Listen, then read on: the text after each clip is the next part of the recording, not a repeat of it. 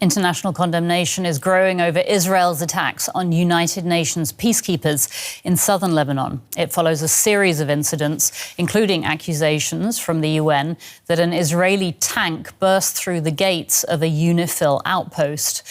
EU Foreign Policy Chief Josep Borrell says the attacks are, quote, completely unacceptable. Israel has demanded that the peacekeepers withdraw, claiming they're being used as human shields by Hezbollah militants. Major international criticism has followed Israel's attacks on UNIFIL. At least 5 UN troops have been wounded. Israeli forces say Hezbollah operates near to UNIFIL, with this footage supposedly showing a Hezbollah weapons cache found less than 500 meters from the UN base.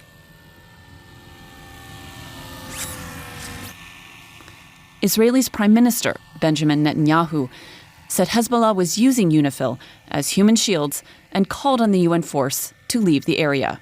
Mr. Secretary General, get the UNIFIL forces out of harm's way. It should be done right now, immediately. The UN has condemned the attacks on its peacekeepers and described them as a breach of international law. Top European officials have condemned the Israeli attacks that injured the UN peacekeepers in southern Lebanon. The bloc's foreign ministers have been meeting in Luxembourg, and the conflict in the Middle East is high on their agenda. They rejected Israeli allegations that the UN was keeping its troops in Lebanon to obstruct military operations against Hezbollah. EU members agreed to ask Israel to stop its attacks on peacekeeping forces. Here's the EU Foreign Policy Chief, Josep Borrell, condemning the violence. Many European members are participating in this mission. Their work is very important. It's completely unacceptable attacking United Nations troops. And I want to remind everybody that it's not the Secretary General of United Nations who decides about this mission staying or not staying. It's the Security Council who has to take these kind of decisions. That was the EU Foreign Policy Chief, and our correspondent, Rosie Burchard, who is following the EU Foreign Ministers meeting in Luxembourg, joins us now. Rosie, we just heard Josep Borrell there, his condemnation of the Israeli attacks that injured UN peacekeepers, but it seems to have taken a while for the foreign ministers to agree on a joint statement. Tell us about that.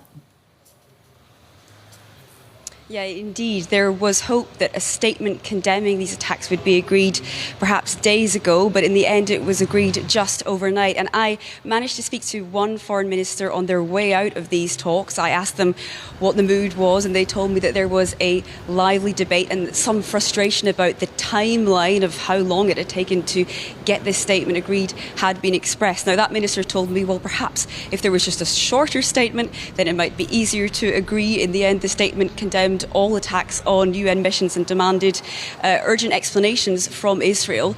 But of course, what they're not alluding to specifically there is the deep divisions which we know tend to really align themselves with the EU policy on Israel in general and on the Middle East more broadly. So far, since the Hamas terror attacks on October 7th last year, the EU 27 member states have been divided into some countries which tend to stress Israel's right to self-defense and others which tend to be more strident in their criticism of Israel. Now, when it comes to this situation with the UN peacekeepers, there is a different factor at play, and that is that several EU member states have troops which contribute to those missions. And Austria's foreign minister told us right here at these talks that he had been on the phone with his Israeli counterpart, in touch with them, and said that no, those troops will not withdraw despite Israeli calls to do so, and that yes, those troops will continue to fulfill their mandate. Rosie, so the condemnations are clear, even if it took a little while, but really, will any of this actually change anything?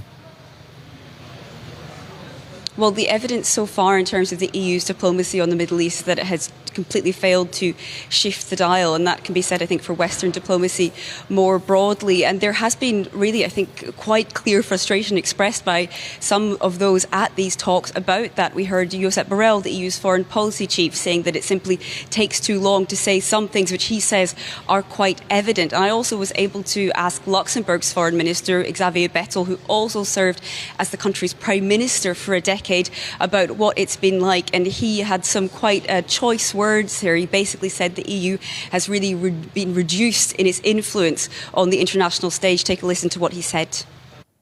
I know it is difficult to reach a unanimous position, but when it comes to foreign policy, we have 500 million citizens, and now we have a confetti of positions on the international stage.